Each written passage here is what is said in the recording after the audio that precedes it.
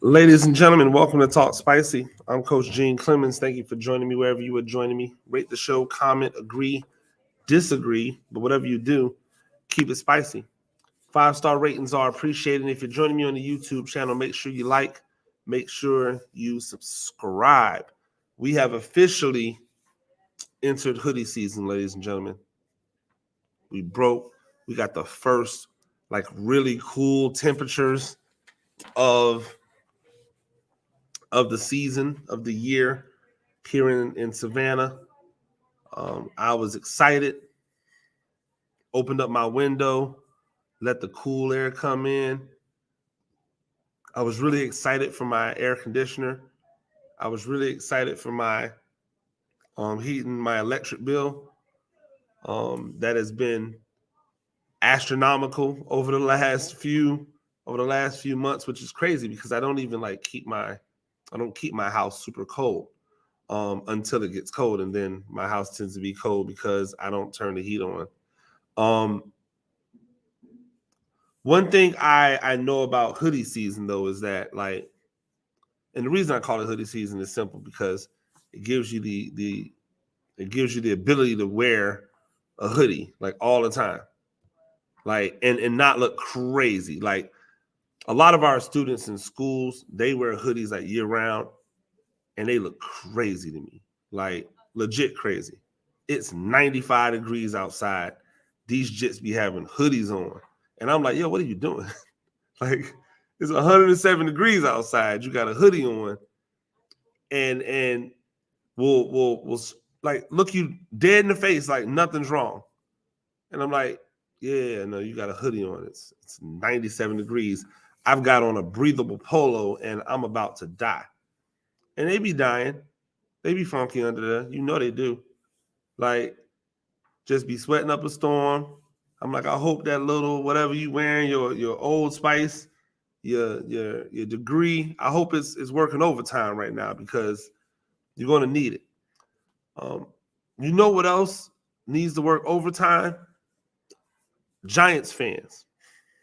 And this is I thought about doing this last week, and I just felt like after looking at the comments, after seeing everything, after another game versus a good team, after another game versus a really good team that they didn't get it done, I felt the need to say something because it warrants it. There's been a lot of disrespect thrown towards the offensive line, and they deserve some of it, right? They deserve some of it. There's been a lot of BS thrown at the coaching staff, at the front office.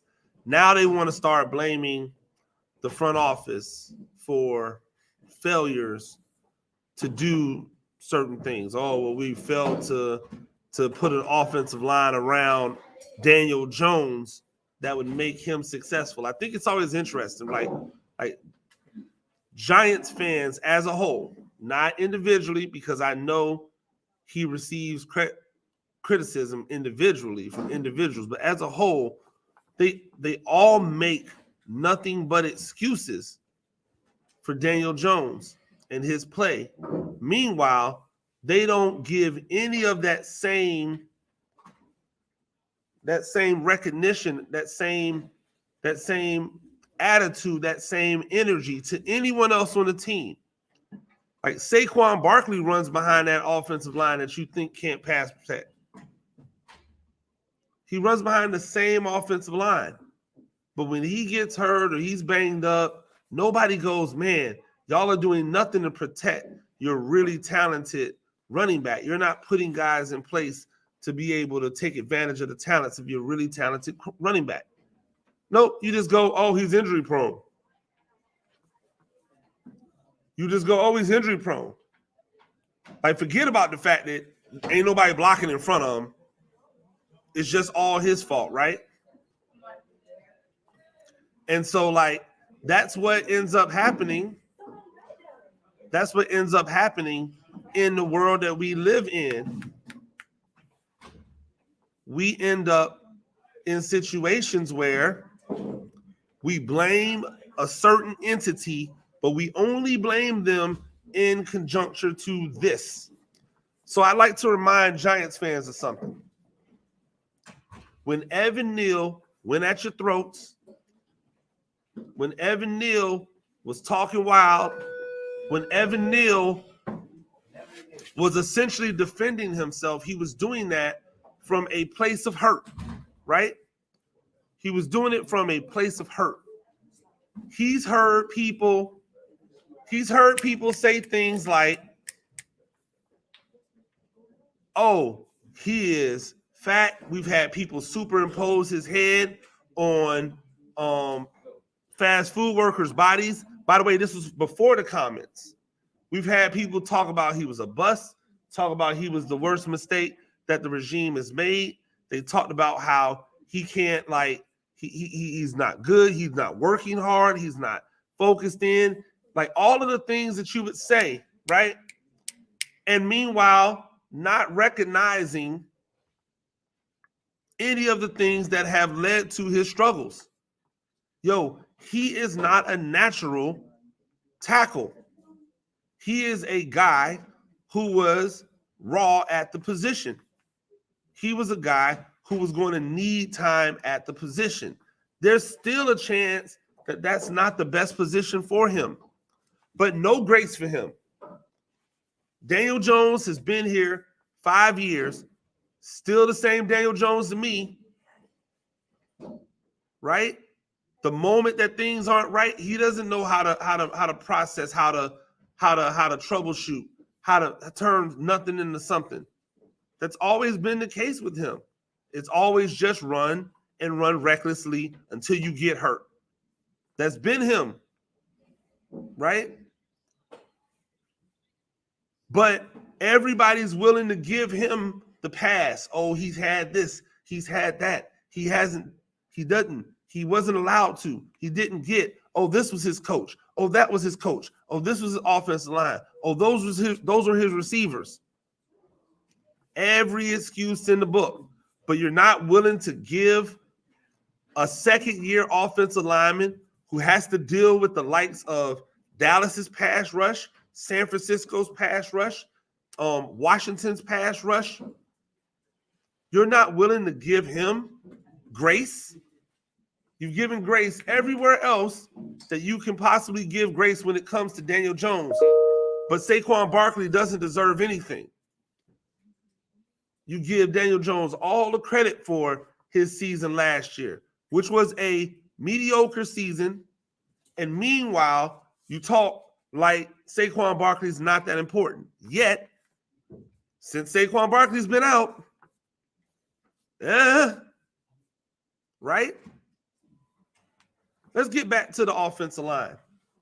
Giants fans, you do know that this is not the offensive line that your team, your organization put together. This is not what they wanted their offensive line to look like when they started the season. In fact, right?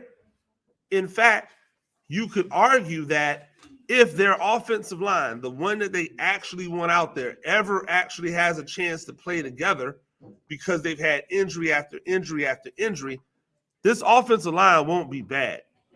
And when that happens, you're going to give credit to who?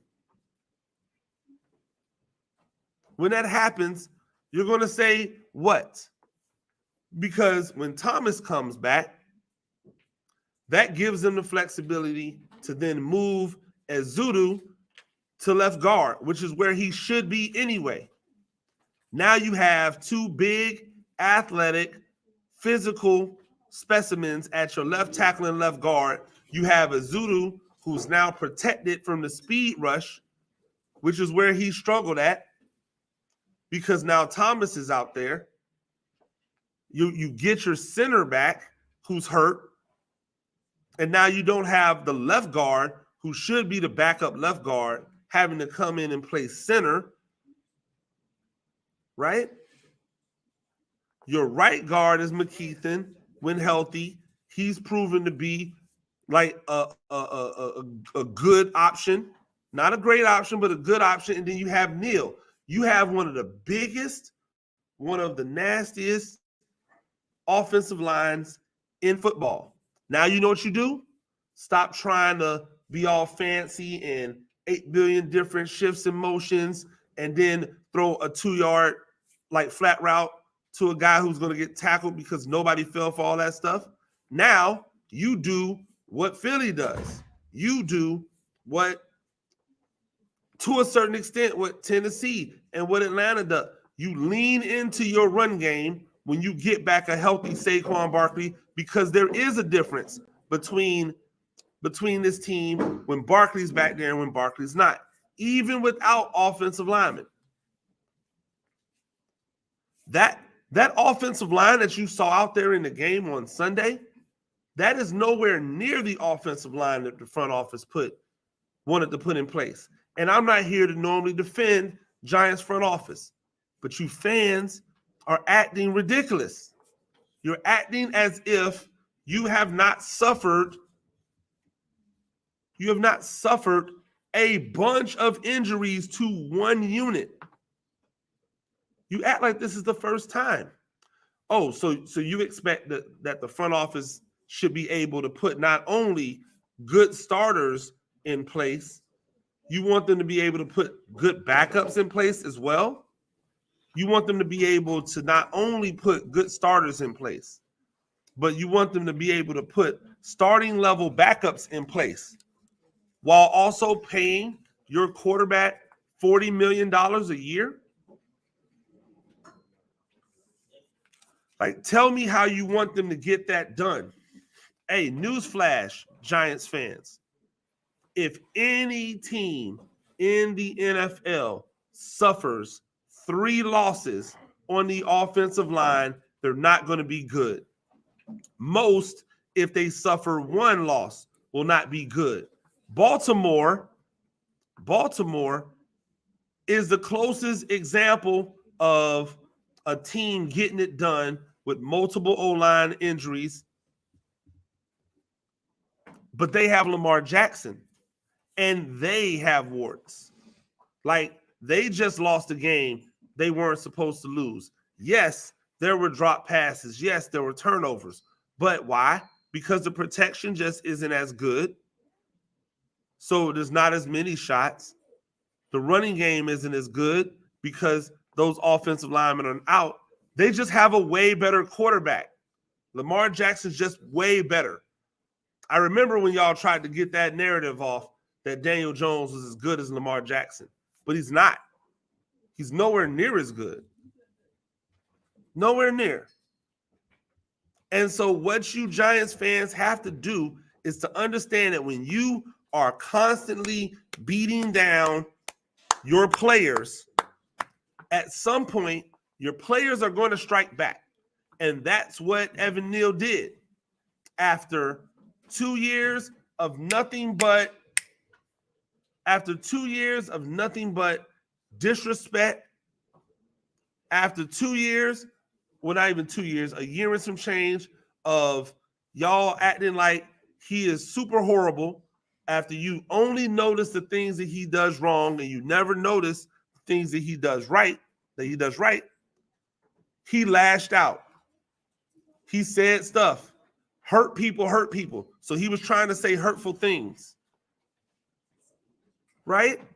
He tried to do that. And you know what y'all did immediately? You all acted like victims. You were out there acting as if he somehow was the bully and you were the victim. Meanwhile, you were the ones doing the bullying. You can't be the bully, then when the person you're bullying punches you in the face, go, oh my God, he punched me in the face. How does that work? You sounded like a bunch of Karens out there. You were hella aggressive, hella on him, and then all of a sudden, he lashed out and called y'all some fast food workers. And all of a sudden, oh, I can't believe he disrespected the fast food working industry like that. You know, those are the people that pay his salary. We deserve better than this. What? The audacity to sit there and act like you don't know why this man lashed out, as if he was just, the money does not give you the right to talk disparagingly about someone.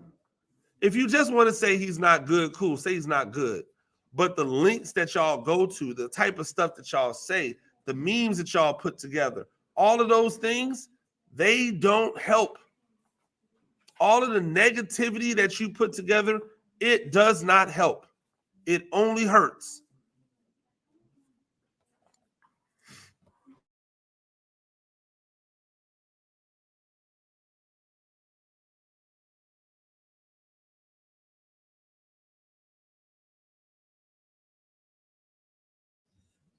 And because it does not help, because it only hurts,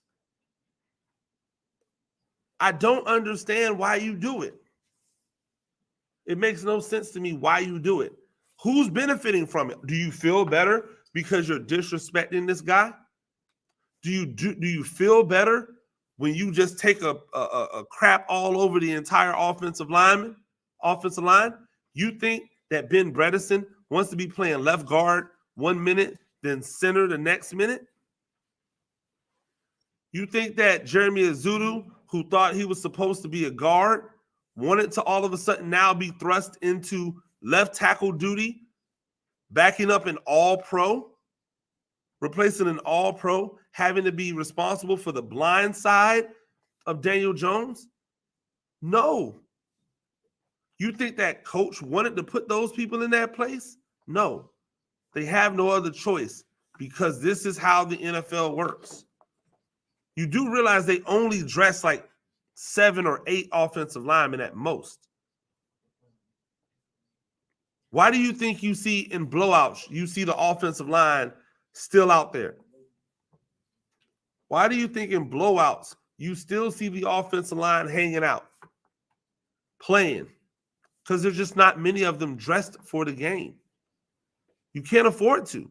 You've got so many other positions that you have to have multiples of in order to function, that you can't afford to dress out 10 offensive linemen. And if you did dress out 10 offensive linemen, 3 of them are not going to be worth starting. The other 2, the 2 backups, might be good enough to be spot starters, but you can't afford to pay 10 starting level offensive linemen. Nobody can. Everybody's dealt with this. Patrick Mahomes dragged a bad offensive line to the Super Bowl. They got another injury. I mean, they got 2 more injuries, and then it was untenable. They couldn't, because they were going up against one of the best defenses. Joe Burrow dragged a bad offensive line to the Super Bowl. They got there. Guess what happened? They got beat. Why? Because the offensive line wasn't good enough. There's only so much you can do, but you can do it. And it doesn't happen by just sitting there repeatedly taking shots at the offensive line over and over and over and over again. That is not how you help build a culture that makes people want to be a part of it. You guys were, man, the way y'all treated Steve Slayton, Darius Slayton, last year preseason before he had his reemergence, the way y'all talked about him, I'm surprised he was able to turn it around. You had other guys who were not able to turn it around. Evan Neal, the way you talked about him, like he was trash. 2 years in Jacksonville, he's been good both years. Guess what? When he was healthy, he was good. You think people in Jacksonville are talking about a drop? No. They're talking about the positives. They don't just harp on the negatives. Maybe it's a New York thing, right? Maybe that's just what New Yorkers do. But I've never understood it. Oh, you got to be different to live here or to work here. to be in the New York market, it's harder. Why should it be harder? I've talked to the media. I've talked to New York media. New York media is not more savvy. They're not smarter. They're not asking harder questions. There's nothing different about what New York media does than any other media I've ever seen. I'm sorry to break the news to you. They're not better at the job. They're not more like demonstrative at the job. They ask the same boring, like, don't really give you any insight into the person questions that every other media member around the country asks. And then when people like me or guys that I know who ask real legitimate questions come along, they use all that information to write their stories off of. I've seen it happen in the New York market for the Giants.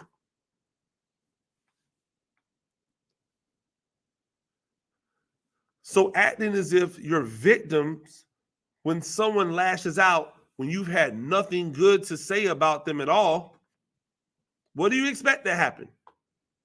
At some point, somebody who is built to fight will just start fighting. That's what happens. And that's what happened with Neal. And that's what happens all around the league. When you see players blow up, when you see players like getting their feelings, when you see coaches go off on media, or that is them saying, I am fed up. Yeah, I saw all the things. I read all the memes. I saw all the clips. I looked at all the videos. I read all the think pieces. I'm tired of it. That's them being fed up. And once they dump it all out, they can go back to taking your stuff again. But a little pow every once in a while never hurt anybody.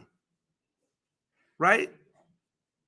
A little, hey, I'm human. So when you say something hurtful, I can say something hurtful back that never hurt anyone. That's what we have to understand about this world. Maybe a little bit more kindness, maybe a little bit more understanding. I saw people blame Evan Neal for letting a guy come outside of him on a pass rush when it was clear he was supposed to be looking inside.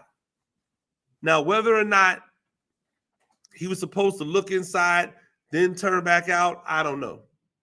I don't know the scheme. But the scheme seems mighty fishy when you've got a guy coming, rushing the C gap outside of him and rushing the B gap inside of him, and you've got his right guard sliding to the left side. What is he supposed to do? Let the guy shooting the B gap with the straight line at the quarterback go? Or let the guy outside with a straight line at the quarterback go? Seems like 6 in one hand, half dozen in the other. But he gets blamed. Oh, did he not even see this guy? Yes, he saw him. But if he goes there, the other guy comes free. That's a scheme issue. Blame your coach. It doesn't always have to be on Neal. It doesn't always have to be just one person's fault. It can be everybody's fault. They could all have some type of culpability. What if Daniel Jones was out there setting the protection and he set the protection wrong? What if the mic he identified was the wrong mic?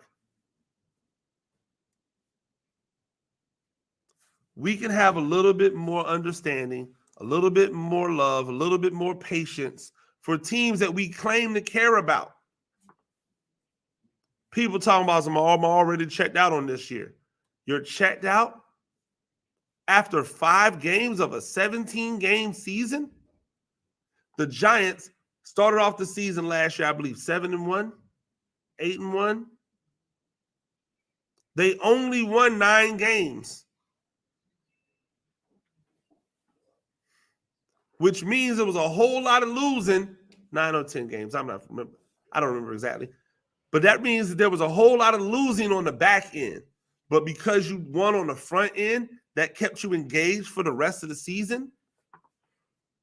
That just sounds very fair weather to me. That sounds very bandwagonish to me. And I thought you guys were like diehards. That's why I love about the New York fan base. You guys are supposed to be Like Die Hard. Y'all seem very die easy right now. Ladies and gentlemen, that's Talk Spicy. I'm Coach Gene Clemens. Do this thing a few times a week. Rate the show, comment, agree, disagree, but whatever you do, keep it spicy. 5-star ratings are appreciated. And if you're joining me on the YouTube channel, make sure you like, make sure you subscribe. We're getting close to 6,000. You know how I go. Till next time, peace.